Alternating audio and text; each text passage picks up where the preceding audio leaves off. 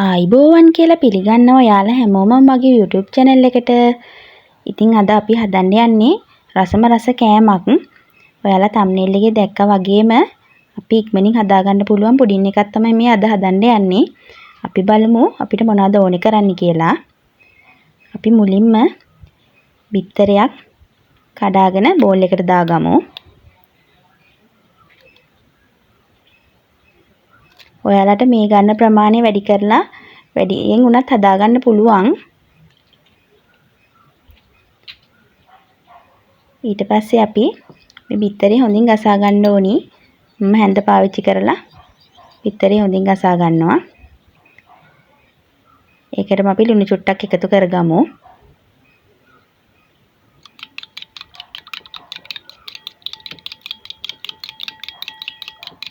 ඊට පස්සේ අපිට ඕනේ වෙනවා රස්නේ වතුර. ඊට පස්සේ රස්නේ වතුර මේ අඩු කෝප්පෙන් එකක් මම එකතු කරනවා. එකතු කරලා හොඳින් මේ ටික මිශ්‍ර කරගන්න ඕනි. ඊට පස්සේ අපි මේ මිශ්‍රණේ පෙරා ගමු. පෙන ටික ඉවත් වෙලා යන්න පෙරා ගන්න.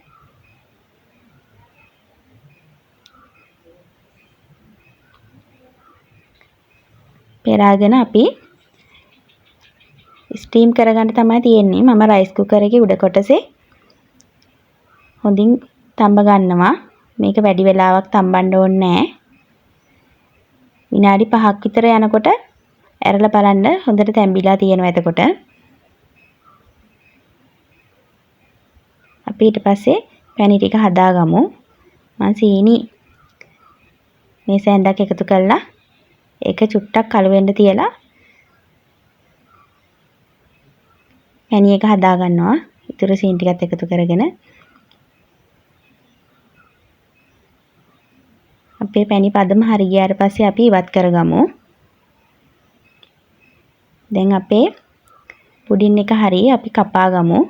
මේක නිවුණාට පස්සේ තමයි අපි පැණි එකතු කරන්න ඕනි. පැණි එකත් හොඳින් නිවාගෙන තියාගන්න.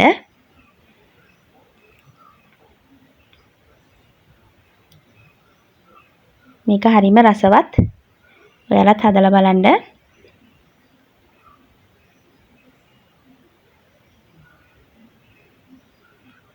වැඩි වෙලාවක් යන්නෙත් නැහැ. අමුද්‍රව්‍ය ප්‍රමාණයත් යන්නේ ගොඩක් අඩුවෙන්.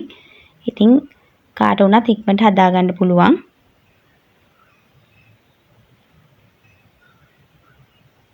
ඔයාලා මගේ YouTube channel එකත් එක්ක එකතු වෙන්නේ අද නම් මාව subscribe කරන්නත් අමතක කරන්න එපා.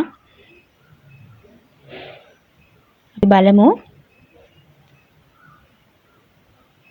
ඉක්මනට කෑලි ගැලවෙනවා. මේ බලන්න මම ඔයාලට පෙන්නන්නේ.